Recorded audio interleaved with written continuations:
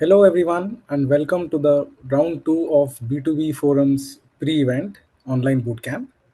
We are thrilled to have you here for the session on understanding the role of distribution in IP success and mastering the art of pitching. A big thank you for logging in and joining us on a Friday evening. We appreciate your time and enthusiasm. Glad to have Toby Jones, Senior Sales Manager at Cake Entertainment, conducting the session today. Welcome and thank you for coming, Toby. Yep. Toby Thanks Jones for is a having me. seasoned content distribution and sales expert specializing in licensing animated and live action content globally. As senior sales manager at Cake Entertainment, he drives partnerships with broadcasters and platforms, ensuring top quality content reaches diverse audiences worldwide. We have an exciting session ahead, so let's get started. This will be a 45-minute session and 15 minutes in the end for Q&A. So you can drop your questions on the chat, and Toby can take it over from there. So over to you, Toby. Let's have a great session. Great. Thanks very much for the introduction. My name's Toby Jones, and I work at Cake Entertainment. I did a session at GAFX last year on the role of the distributor. So anyone that was there at that, some of this stuff will be familiar. A lot of this will be similar to that. I'm going to talk mainly today about the role of distribution in the landscape of content and getting it out there. And I'll do a bit at the end about pitching as well. I think those of you who were at Ken Anderson's session, I don't know if it last week or a couple of days ago, he's the master. And I'm going to try and add a little bit of something to that as well. Just bear with me a second, I'll share a presentation. If there's any issues with hearing me or any of the tech, just write it in the comments and we could address that. So I'm going to do a short presentation, and then it would be great if you could think of some questions. It would be great to tailor it to whatever you need and how best you can get out of it. I presume most of the room is going to be producers, which I'm more on the distribution side, but I'll try and help in any way that I can. A bit about my own background. So I started out at a company called Q Media, which was a distributor for a lot of non-fiction documentaries and things like that. And then I moved over to Avalon, again, which was a British distribution company and producer who did a lot of comedy and stand-up and things like that. And then it was only when I moved over to Jetpack Distribution that I got involved in the world of kids animation and family content, and that's kind of where I've found my home, I guess. So last year at GAFX, I was there as part of Jetpack. This year, I'm here as part of Cake Entertainment. Something that happened in the summer of 2024 is that Cake and Jetpack sort of merged. Cake has purchased the Jetpack brand, so I've now become a part of Cake, which is a bigger beast, I suppose, than Jetpack. So as part of this, I'll introduce Cake as well, and hopefully it'll give you a bit of an insight into the world of distribution. There you go. There's our logo. So Cake is an independent entertainment company with specialism in production, distribution, development, and financing, and really just overall brand management. And all that is within the kids and family space. On the distribution side, which is specifically where I work, we have around, I think, 1,600 half hours of content that we sell around the world and brands that we roll out. And then we have Cake Productions, which is our production arm that really drives the development slate. We have that we share with some properties, and we have some of our own original properties as well. I think we have around 13 properties in development at the moment. Our most recent production will be a book-based property called Nikhil and Jay, which was with King Banana TV and Paper Owl Films, which is now currently airing on CBeebies that delivered last year. And I'm going to talk a little bit more about that later on. But I suppose the first thing to give you an insight into is to kind of what a distribution company is really, what a distributor does. So obviously, a lot of TV producers, they want to license their shows to broadcasters and to platforms internationally to cover or to recoup the production costs and hopefully make a profit. Many of these producers will be small, independent specialists in the creative and brilliant at producing a series, but not necessarily always with the skills and experience to sell their own productions to broadcasters. So that's kind of where we come in. Often, an independent producer will only have one or two shows, maybe maximum, to sell at one time. And since the cost of sales is high, it's not always efficient for a producer to sell those sales, to sell those shows directly. So that's where a distribution company like Cake would get involved. So we represent a number of different producers and we sell them directly to international buyers. The structure of that would we create a distribution agreement outlining terms, and it would be a certain number of years on an exclusive basis, and in exchange there'd be a percentage commission of the gross sales of that series. We would then be responsible for taking that series to national and international buyers and selling them to broadcasters. We would also be responsible for negotiating the terms of that deal, getting the best possible commercial terms for your show and for you guys. We'd arrange for all the material delivery, we'd collect the fees, and we'd do it like that. And normally there'd be some sort of installment package in the first year of the license generally, and then we'd return the collected fees as a royalty, minus our commission back to the producers. So that's in a very quick nutshell how it would work. I'll talk a little bit about kind of the strategy. There's some, like we call it kind of a 9-step strategy. As from start to end. And the first thing really is to kind of put together a bespoke strategy again for each specific show. I think there's not really a one size fits all approach. Often we'll go for what we call like a kind of top down approach, which would be to kind of hit a pan regional first, maybe get a big pan regional pay TV, like a Warner, someone like that. And then after that exclusivity period has expired, or perhaps they have a holdback on free to air, we would then window it and get a free to air broadcaster lined up, and possibly there's a holdback on SVOD. And then you can look and get a big global SVOD player involved, like a Netflix or a Disney Plus, or something like that. So that would be kind of a classic structure. Windowing is really how we maximize the revenue and maximize the exposure of the brand.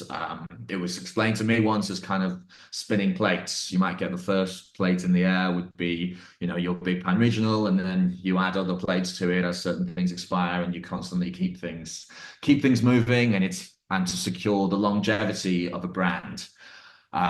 It's well, hopefully a thing of the past that it's just one company. I mean, Netflix used to do this a bit where they would buy up all the rights to one thing and there's not really any space to do anything afterwards.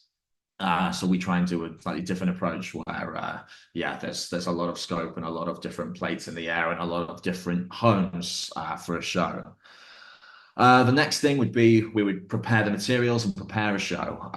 So whether that would be sort of creating pitch Bibles, we create all the marketing materials, make sure that whatever materials there are to screen, whether it's something that's finished or something that is still at an earlier stage, there are things to look at, whether that be an animatic or a full episode or a little trailer, something like that. We'd also have little one sheets, which less of a thing now, more of a thing back in the day, but you hand out to buyers at markets as well, and make sure that it's in the catalog. So all that would be kind of in the build-up phase before we officially kind of announce that we're representing a show. The next stage would be the announcement and the publicity. So you'd always look to launch a show around one of the kind of big content events of the year. So it might be a kid screen, which is happening right now. It might be Annecy in June. It might be MIPCOM in October. You'd normally try and announce it at a big event to get the maximum amount of publicity. And you want to generate the interest then, foster some curiosity, and then you can go to those markets, meet with the buyers, and really pitch the hell out of this thing that you've got. We would do all of that ourselves. We've got our own in-house social media team and marketing team that would handle all of that. A lot of what I'm saying here as well, I should say, is specific to Cake, but it's would be the same with any distributor that you find that you go with. So hopefully this is kind of translates to any company that you would end up working with. Uh, it's really important to have that market presence, we feel. It's the only really way to meet buyers face to face, unless you're going to do these specific territory trips. And I think that face to face interaction is so important, and something that's quite tricky, I think, for producers to do themselves. You know, you've got a lot of energy spent on making the thing, and the amount of time that has to go into getting in front of people, maybe not just once, but twice, three times, and keeping that conversation going. I think that's a big advantage of working with a distributor. And then obviously you've got the pitch. So that would be direct meetings to pitch your show to buyers. Part of that will be making sure that we know who we're pitching to, we know the needs of the channel, we understand their requirements, we're familiar with the other content that they've got on their platform, to make sure that it's a specifically targeted pitch to them. Make sure you know the individual as well. I mean, that can come with time. And another advantage of working with a distribution company is that we've got a lot of long-standing relationships with these guys, so we kind of know how they work. There will be some people who like to kind of get into the nitty-gritty, and they like to go through the characters and into the background and into the lore. And there are some other guys who are a little bit more kind of maybe data focused. They want to see numbers, they want to see evidence. So, and it's a big part of it is knowing who you're pitching it to, and knowing the right ingredients to get their attention. That's another big part of what we do. And I think Ken probably would have talked about it, but finding the hook of the show and finding the one big selling point really, and the through line as to why it exists and why they need to buy it. And I think if you can't do that really quickly and in just a one-liner, then that's something to work on. And I think that's almost the most important part of the whole pitch, really. Then the next stage is possibly as a salesman, maybe the most challenging phase, maybe, because it's the phase where you've kind of got to wait and do nothing. It's not really nothing, you know, you've got to push. You'll obviously, right after a pitch, I think the most important thing would be to get the follow-up out there straight away. You wouldn't believe how many times you see a pitch happen and they don't get the material sent to the buyer over for weeks, even months. I think that's the biggest mistake you can make. If you know, often you put a lot of effort into getting these meetings, into getting this one-on-one time. You've got to capitalize on that, because then it's almost means nothing if you don't follow up quickly. So send all materials, send Bibles, brochures. If you've got episodes, make sure you send them. Persevere, be patient. You don't want to upset anyone by being too pushy. I think the thing to remember is that these guys are getting a big influx of pitches and receiving a lot of materials. So there is just a natural process to go through, that they've got to take time to look through everything. And it might not be as quick as we want that they get around to looking at our shows. So patience is a big part of it. And also just understanding that it might not even register the first time. Sometimes you make a first pitch and I don't know, it was the end of a market and it kind of goes over someone's head and they've maybe forgotten some of the details. It's totally understandable to pitch something again, and that's fine. And, you know, it's all really about communicating with the buyer and who you're trying to get the attention of. You can ask the question of do you remember this? Do you need me to mention it again? Do you need me to go through the details again? I think people appreciate that kind of honesty and that kind of back and forth. It's not just going to be a one and done. I think it's always going to be a dialogue, and everything's going to have to be pushed and pushed. And it's so rare that you just pitch something once and then it's an immediate yes in the room. I think that's maybe, yeah, less than 1% of the time that would happen. Everything is a process and a conversation and part of a longer process. I like to say kind of like dangling the carrot as well. Another reason why I think it's a strength as a distributor with a bigger catalog is that we can follow up on things multiple times, and they've always got the carrot of maybe we have some new content to sell, but we can only really give them the pitch for the new content until they've given us proper feedback on maybe what we pitched last time. So I think that's a really good way to keep people engaged with you as well.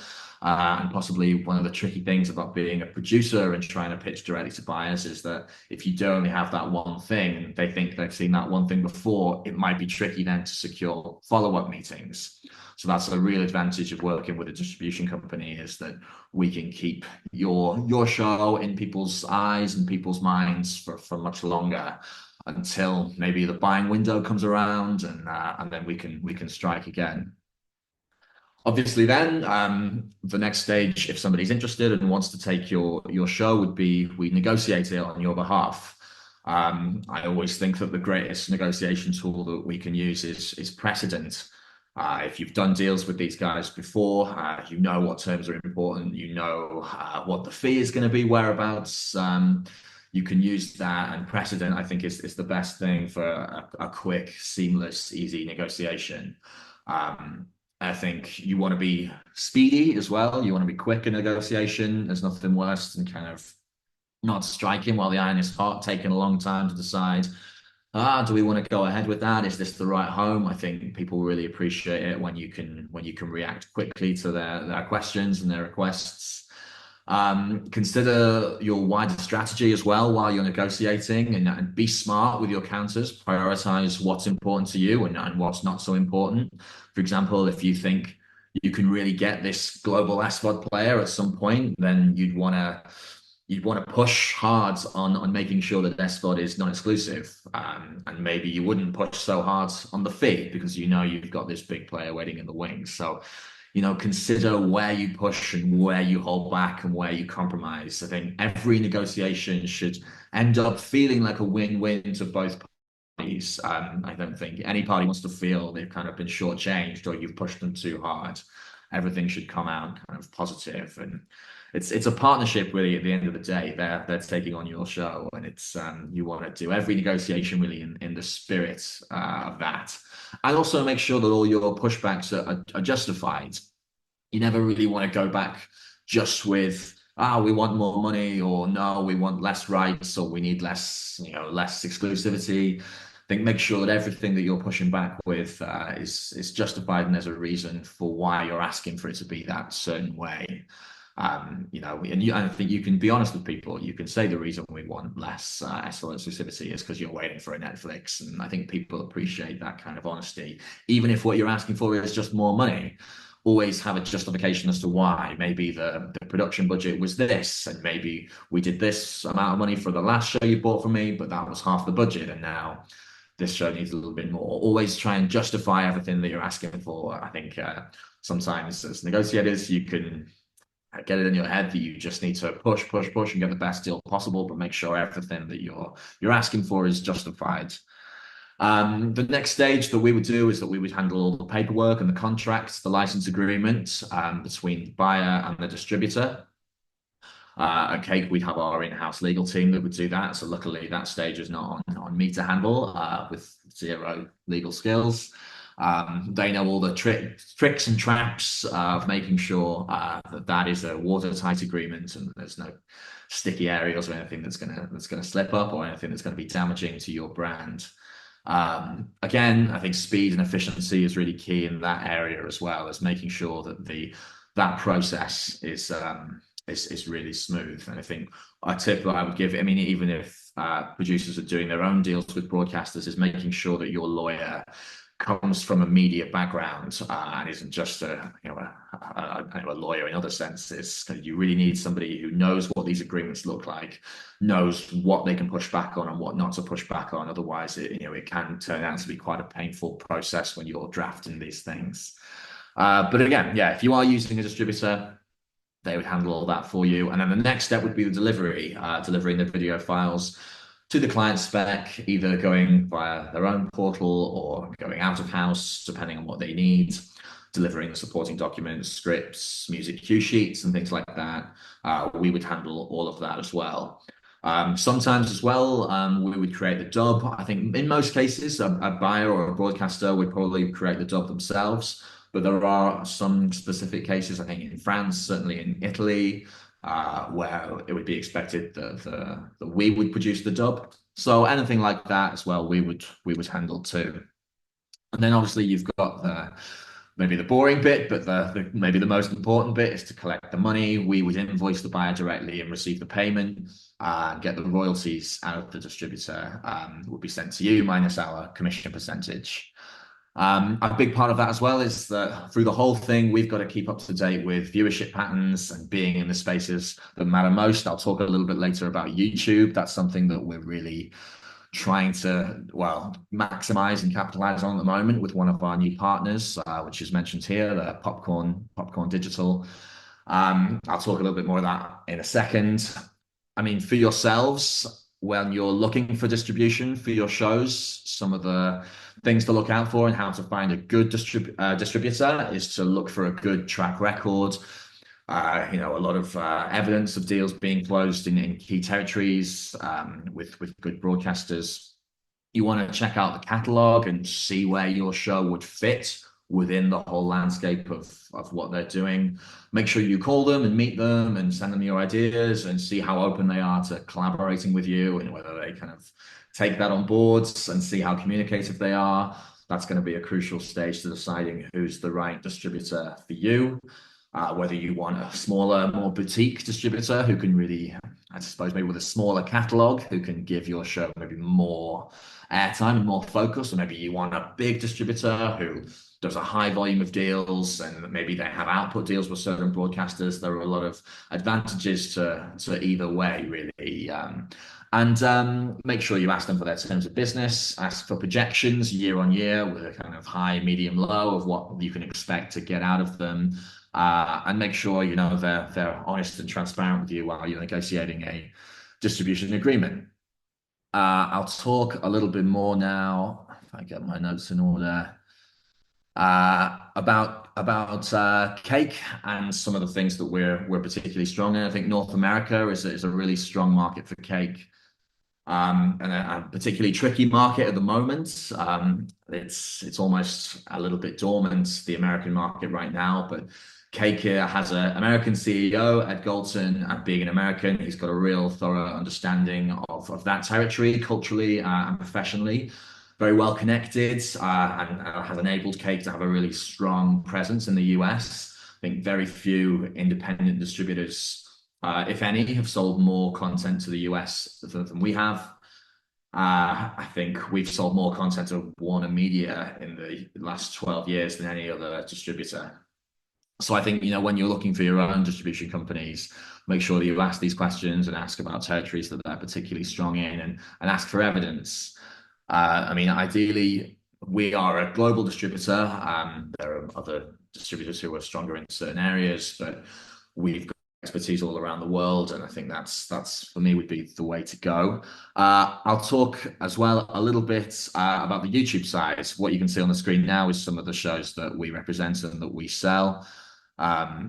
But this specifically is about the YouTube strategy and growing content in the YouTube space. So we have our own dedicated digital arm, which is called Popcorn Media, which is managing kids' brands in the digital environment on YouTube, growing audiences, growing revenue, establishing IPs, or expanding the presence of existing IPs in that digital space. So we place content on YouTube as well as producing some of our own original content, whether that be creating little compilations of episodes or more short form content for the YouTube Shorts that they have now, or seasonal videos, which I think have become really popular around global holidays that can drive a lot of engagement. This has been a real priority for us in the last couple of years. You've got to follow the trends of the market and you've got to go where kids are. And sadly, more and more kids are moving away from that linear space and away from TV and more into the digital space. And YouTube's still a huge home for kids. So you've got to stay on top of that trend. And also on YouTube, consumption trends are constantly evolving, and having these guys in-house is really advantageous to keep on track of how kids are consuming content on YouTube, and making sure that any new content is aligned with that, or we repurpose old content to make sure it's aligned with the latest trends. I can't claim to understand a lot of the technical side of YouTube myself, but these guys will have the YouTube search engine optimization, experts in driving user engagement, improving channel traffic. I mean, you've seen whole shows really being born on YouTube and whole audiences being born. I think sometimes if you're struggling to get an IP off the ground or to get traction with something, YouTube can be a really great home for that. I know certain producers that I know have gone with that whole YouTube first strategy, which sometimes works, sometimes doesn't, but when it works, it can be a really powerful tool. The nice thing as well for me as a seller about doing our own YouTube is that we get all the data. And you can see how long viewers spent watching your videos. If a lot of people stopped watching at a certain time, you can think about that and think that you maybe need to shorten your videos. You can also get specific territory viewership data, which I think is one of the most valuable tools you can have. Particularly, you're going to a broadcaster, you're going to a platform, maybe they're telling you that they don't think that what you're pitching will work in the region, or they don't think the brand has much recognition. If you can then counter that with specific YouTube data of look how well it's working, look at the numbers, then I think that's a really powerful tool and a powerful way to counter. I want to talk a little bit as well about certain case studies.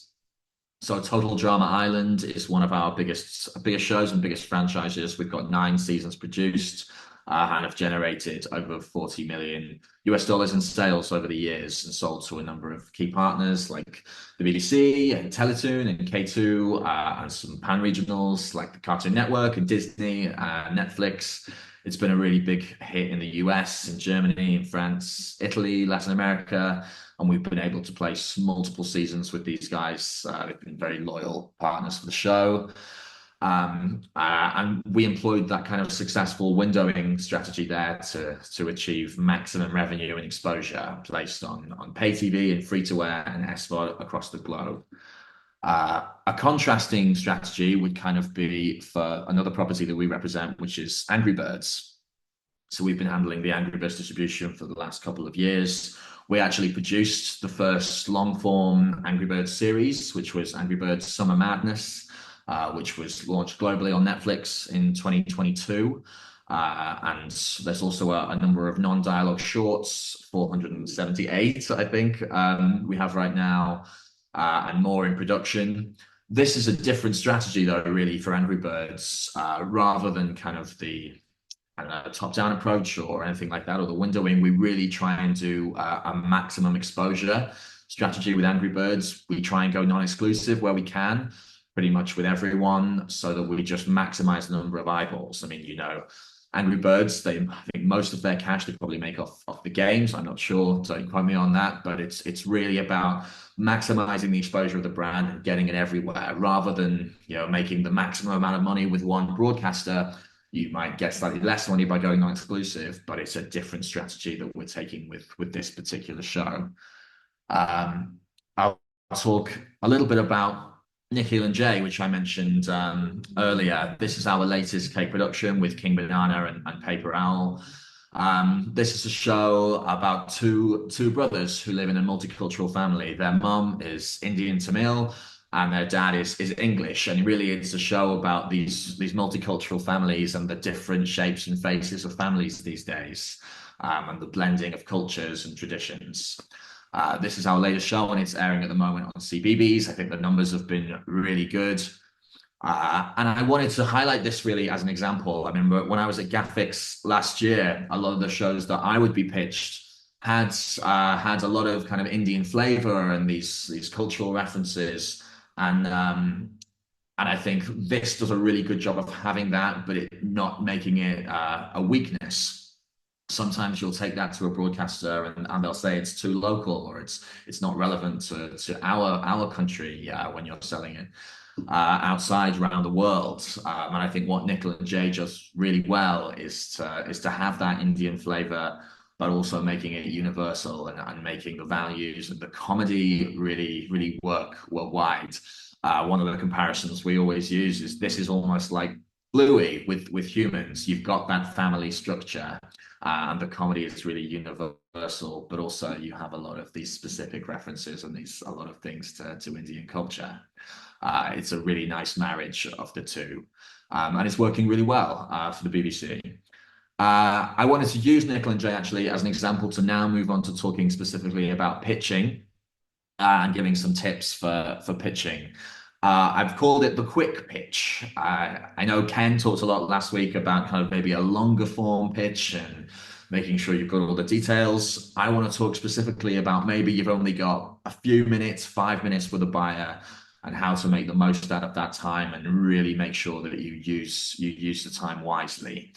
Um, so let's talk specifically about Nickel and Jay. I think some of the most important things to get in straight away is make sure you mention the format.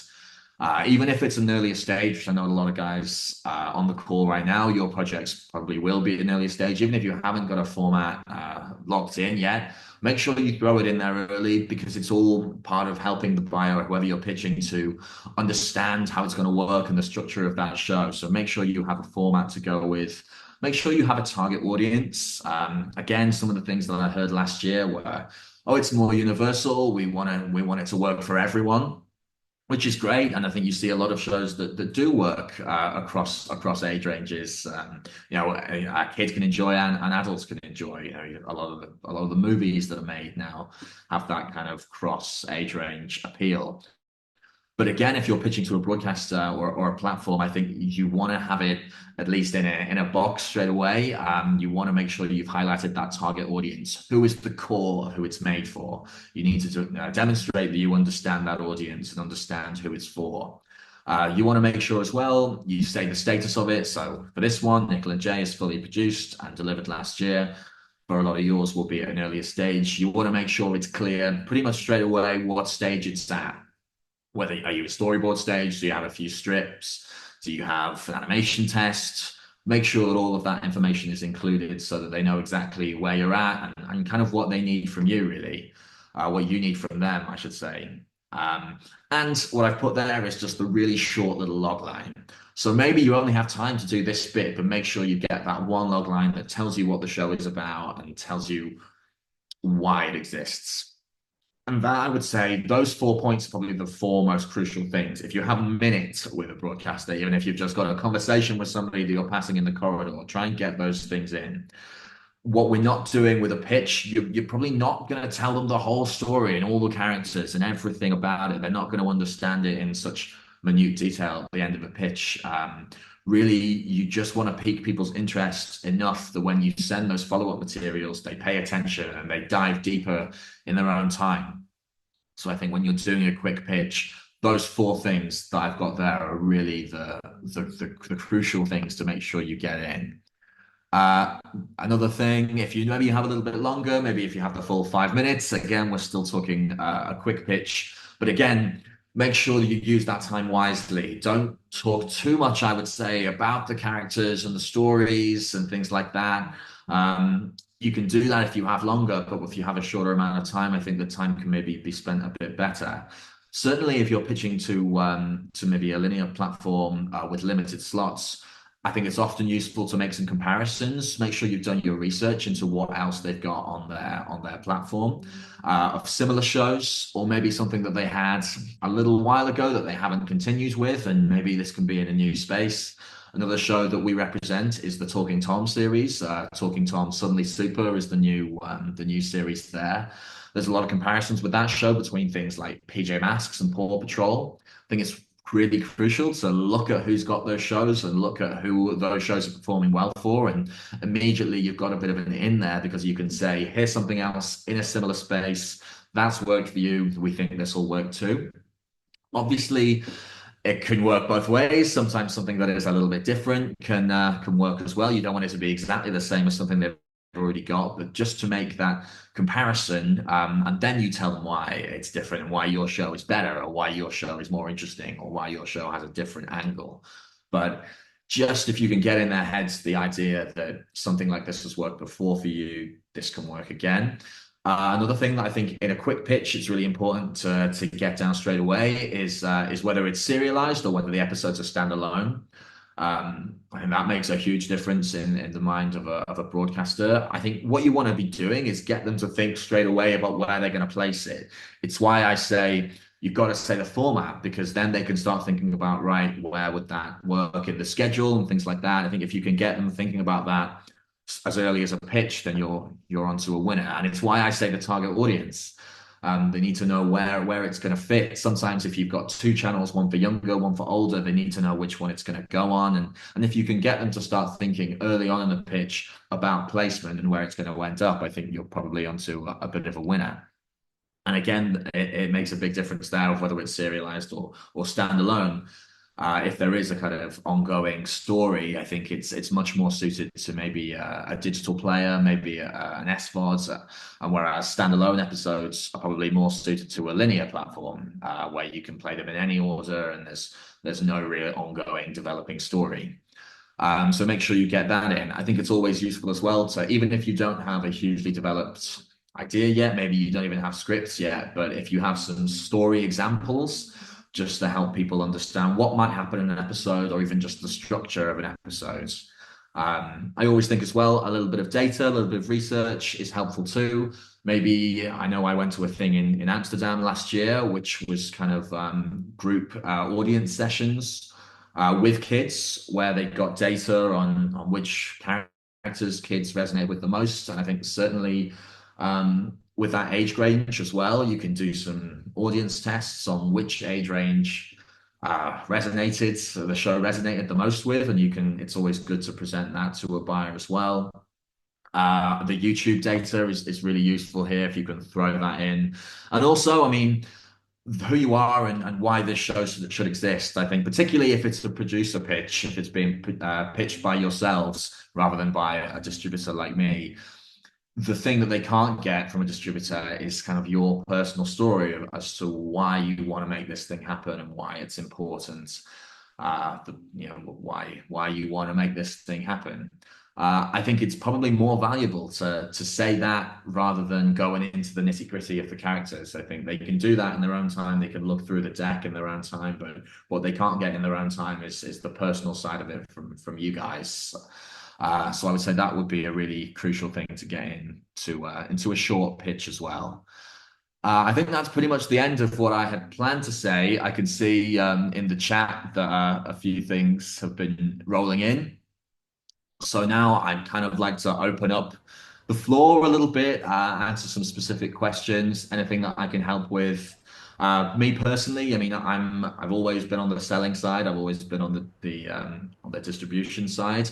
So specific questions about development and production. I might not be the best guy, but I'll try and help with everything that I can. So I'll kind of open it up now to questions. I'll stop sharing as well. If you bear with me a second, I'll have a look in the chat. So yeah, I can see a question there. Cake is mostly working with foreign animation studios. Are you working with Indian partners as well? I think we work with Indian partners for Nickel and Jay, King Banana, and it was based on a book property, which was called Nickel and Jay as well. So we worked closely with the creator of that as well to make it happen.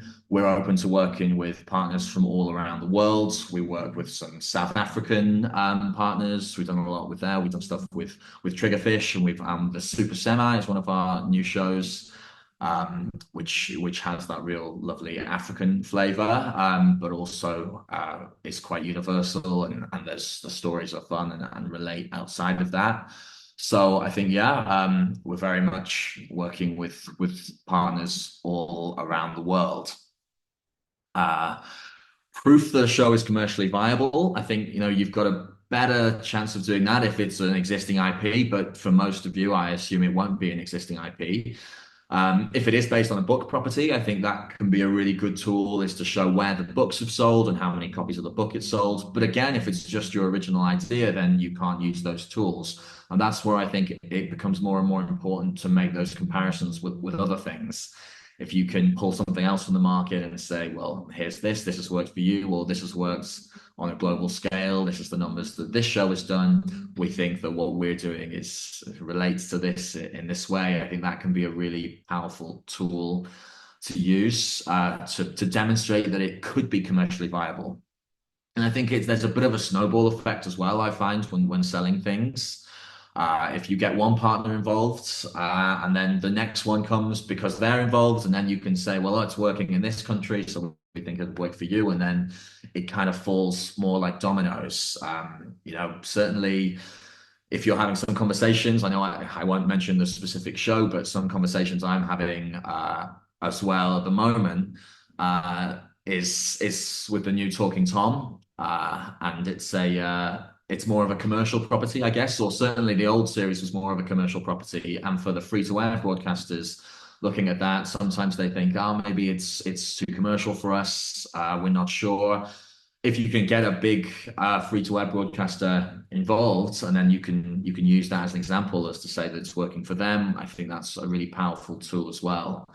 So sometimes just getting that first deal in place would help things kind of snowball from there. Would it be a deal breaker if there is no pilot episode or trailer?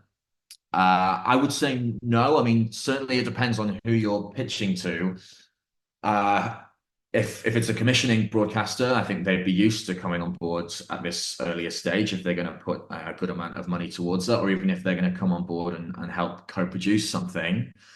Um, I think no, they'd be very used to having things come up with maybe there's only a script or some key visuals, something like that. So I don't think that's damaging. I think a good pitch deck maybe should have some visuals, but it's really you can pitch stuff at any stage. But again, you need to know who you're pitching to. Some guys just don't co-produce. Some people will only buy finished product or product that's already greenlit. So I think know who you're talking to and know that they can be of use to you at this stage. There are some partners which you've just got to wait until later stages to pitch to. And pre-buying would be another thing where sometimes people will pre-buy content that isn't finished yet or is at an earlier stage. But again, not everyone will pre-buy. So, I mean, one thing that I'll do if I'm pitching something in developments, ask the question straight away, are you open to pre-buys? And sometimes they come back and they say no. And you know then straight away that, right, that thing you're planning on talking about, you can't have that conversation just yet. You want to make sure that you get the timing right for these conversations. But certainly, no, not a deal breaker, I would say, to not have these things in place. I mean, the more you can have, the better, but use it, I would say, as a positive. If you are talking to people who can come on board creatively and who can co-produce with you, use it as a positive that you don't have a trailer yet or you don't have a pilot episode yet, because then you're open to creative input from them and they can help steer the direction of it. So anything that might be a negative, like not having these materials in place, if you can change the narrative a bit and turn that into a positive and make it clear that you're open to yeah, their input, I think that will be quite valuable as well. Um, Another question, you did say the market is currently dormant. A lot of us want to produce, but should we when the market is not picking up newer content? Yeah, I mean, we could get it's maybe a more depressing topic, but yeah, there is a slump right now. It's tough, but it isn't impossible. And I think there is still such a place and a home for great shows and great products and great stories. I don't think anyone should be put off from trying to make things happen just because the market is a bit down right now. I think it will come back for every trough. There's a peak at the end of it. So I would say no. Don't don't lose heart. Don't give up. It's just we've maybe got to be a bit more canny and a little bit more specific. And I think distributors are getting much choosier about things that we take on and things that we pick up, and certainly things that we put money towards. That's a much trickier thing that we're dealing with right now is making sure that we're certain that something will make money in the long run if we're going to put stuff up front for it. So Yeah, that would be my kind of answer to that. I mean, it's really tough right now, and for us as well, getting things getting things bought. But it's happening. People are buying, but then maybe they're paying slightly less, and you've just got to adopt your strategy. And I think it helps as well if fees are a little bit less. It gives you a little bit more negotiating power to say, well, if you're not going to pay us as much, then we need less exclusivity, and that can open some doors as well. So it's just moving with the times, really. Trying to still get things happening. It doesn't have to be a negative if you can kind of turn it around and treat smaller fees as a way to maybe you have smaller fees but more partners.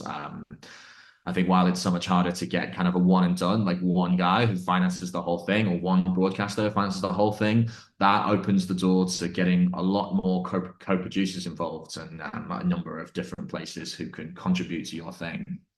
So I think that can be seen as maybe as an advantage as well. But no, it is difficult, and Ken probably spoke about that as well as a producer who's been moving in the market. He knows the tricky state that we're in right now, but I don't think it's dead. I think there's still a lot of reason to keep going, and kids need stories, and kids need things to entertain themselves with, and I don't think that's going away. AI is another thing that I think will be a beast in the future, but we're certainly not there yet. Where AI content, I think, is rivaling content from real creators and real passionate studios. So I don't think that's anything to worry about. People still need stories from guys like you, and I think there's a lot of encouragement to be found there. If we have some time, I can answer some more questions that I can see are popping in. How open is the global audiences for Indian folk-based content? That's an interesting one. I don't think I've ever sold anything that has a kind of Indian folktale element, but I mean, I'll pull it back to something. What can I say? I mean, like Nickel and Jay, I mean, there are a lot of specific references to Indian festivals and Indian celebrations and clothing and foods within this content. And we found that it hasn't been a hugely limiting thing to the market. They don't come back and say that this isn't relevant at all to us. So it can have those elements, but I think it's really just about making them universal. And if you can have characters that relate to kids all around the world, and you can have themes and comedy, I think is the biggest thing that transcends any border. I think you can have a show about an Indian folk tales.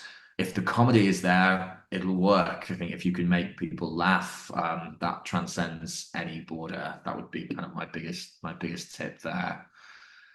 Um, should we create a full series of 22, 52 episodes before going to international market? That's a really good one. And something that has been a real challenge for us at the moment because it's so much harder to create things these days and to get things funded and to get things financed. We are seeing that the number of episodes and the formats is really dropping. It used to be kind of quite typical that one season would be 52 11s. We're not seeing that so much anymore. I think it's much harder to get funding for those big numbers. But it's a double-edged sword, really, because then often, say you've only got 10 episodes, 10 11s, and that's all you had funded for. We take that out to buyers, and maybe they say, oh, it's not enough, it's no good. So that's one of the challenging things right now. And I think buyers have to adapt to that on their stage as well. I mean, perhaps we're not in a world anymore where it's fair criticism to say it's the episodes are too few, because the only way that we can make more is by getting people involved when there's only 10 episodes. So it's one of the tricky things right now. I would say if you can make it, make it. If it's only 10, make it. That would be my instinct really on that one. Another thing, certainly in the digital space and with Netflix, these kind of binary 11-minute slots is kind of less of a thing. We see a lot of different formats now because of the digital space. It doesn't have to fit perfectly into linear slots anymore. It can be a little bit more fluid. I mean, on Netflix, you even see things where the lengths are different, which there's space to do that as well now. It's the kind of thing when I'm looking at it as a distributor, you kind of lose your mind because you just know that when you take that out to linear broadcasters, they're going to flip out and it's not going to work for them. But if there's something is made specifically for that digital space, then interesting formats and weird formats is not such a bad thing in that world. So it's a nice thing as well about the way the world is developing is there's a lot more freedom to have a bit more fun with formats these days. Um, oh God, I'm sorry if I've lost some of your questions earlier up in the thread. I might be losing certain things. Instead about focusing on YouTube when revenues are low, most producers want to spend only on what they are gaining out of the platform. This leads to drop in quality. Your thoughts about it? Yeah, I mean, to talk a little bit about shows on YouTube with bad quality, it's a really frustrating thing, and probably you guys find it as well as producers that maybe you pop something on YouTube that you put a lot of money into and you put a lot of time and heart and effort, and then some other video comes up on YouTube that maybe is just some kid playing a video game and he screen grabs it and that does millions and millions of views and your thing doesn't do so well, then that can be a really frustrating thing. The thing about kids is they don't necessarily have that same eye for production value and quality that we have. They're a bit more of a mystery. They like what they like really, and sometimes that stuff can be really engaging.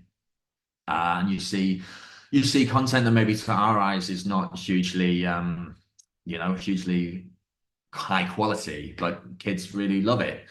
Um, so I think that can be a frustration of YouTube. Certainly, YouTube revenues are not huge. There's not many players who are making big money off of YouTube. I think some of the guys that got involved really, really early on, like Moonbug, have done really well out of YouTube. I think it's really tricky now to enter into that space with a new IP. Really, I think the main tool that we use YouTube for is just for eyeballs and exposure of a brand and to build a brand.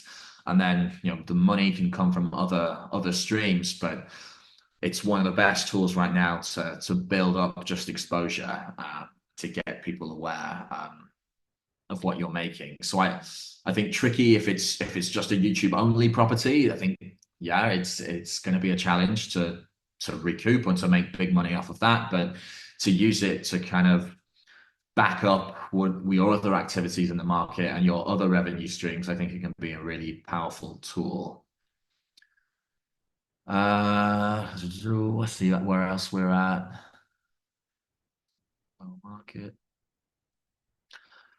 We're currently in pre-production stage of cross-curricular cinematic visual storytelling content for higher education. Possible to bring this content to a global market.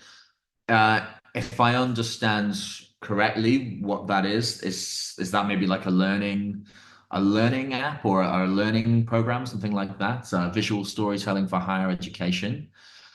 I mean, you'd have to do your research as to where that works or work with a distribution company who has a lot of other things like that on their slate. It's not something that we do a lot of at Cake, this kind of educational or maybe learning tools, I guess you would say. I mean, there is a market for that, and there's a market for these learning apps and things like that. So I think certainly you could bring that to a global market, but do your research as to things that are similar in the marketplace and look at who is representing them and maybe reach out to those guys would be my advice for that.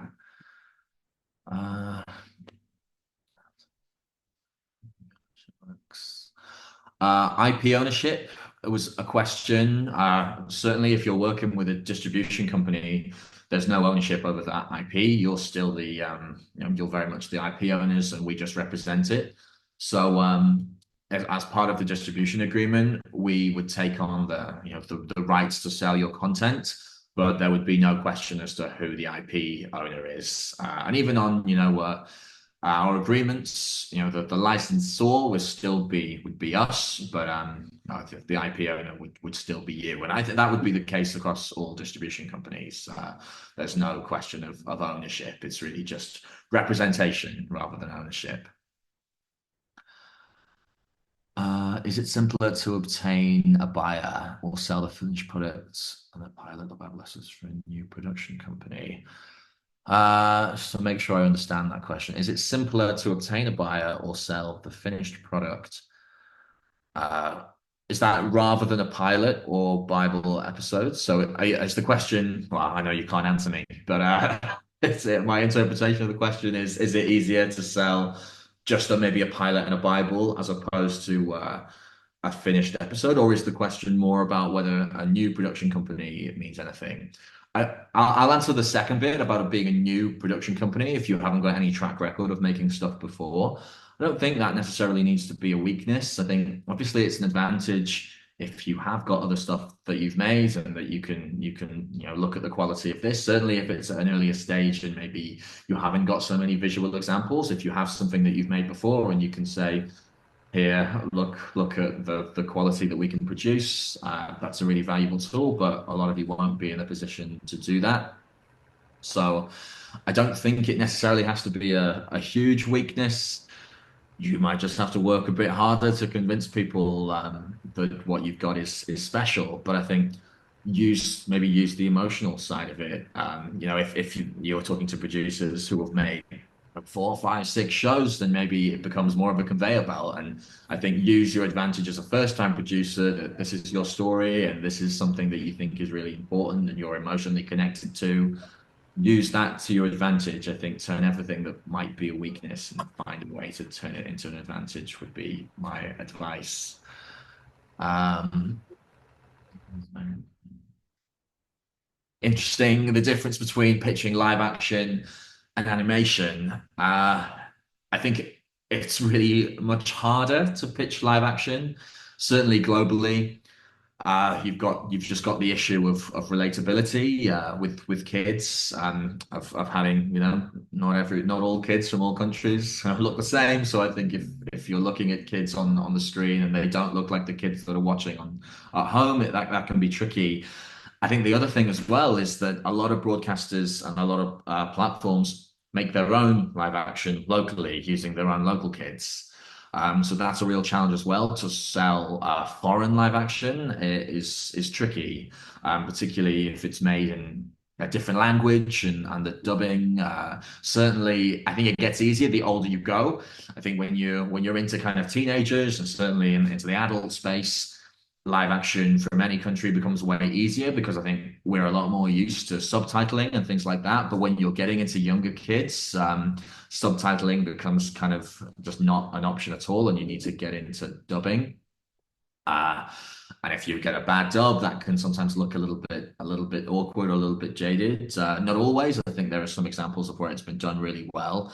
Certainly, animation is a really big advantage in the international market as opposed to live action.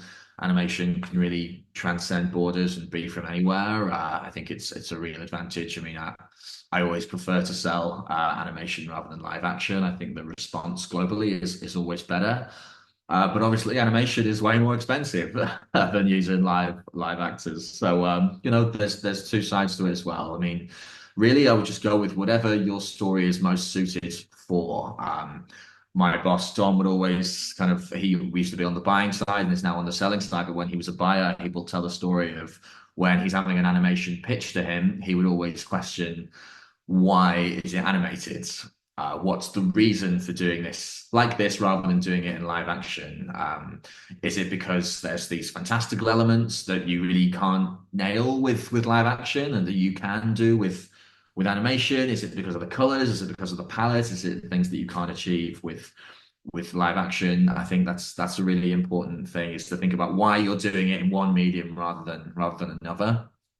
But yeah, I mean, it's tricky. Live action is a tricky one.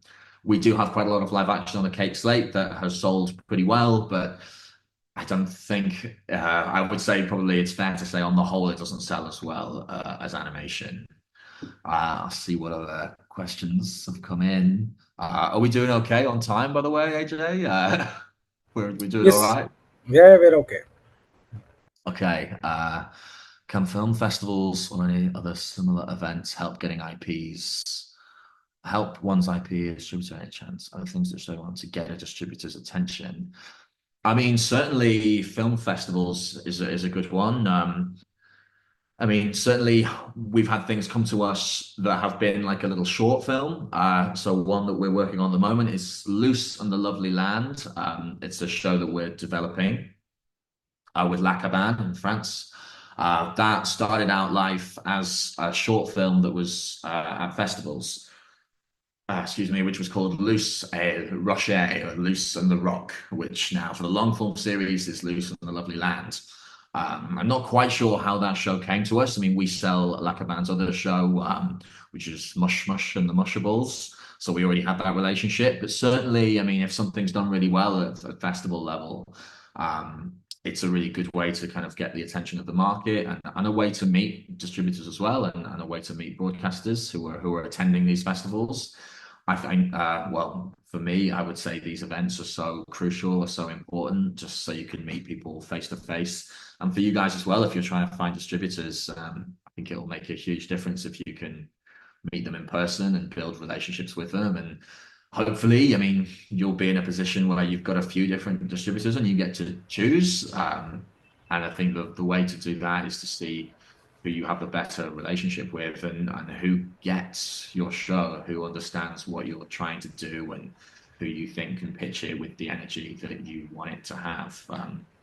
I would say that would be the thing. Like you'll go to different people, and sometimes they'll be great and they'll be lovely, but then necessarily they don't necessarily understand your show in the way that you think they should. And then you'll go to somebody else and they just get it like that. Maybe they relate to it in a way that other people don't. And it's not a negative on who doesn't get it. It's just everything is subjective, right? So I think it's important to find the partner that really understands what you're trying to do. But any of these events that you can get to, I really think it's the best way. I mean, GAFX, right? Is the I mean, it's a local example, but a way to meet people that you wouldn't necessarily get to meet otherwise. I think it's such a valuable tool. Yeah,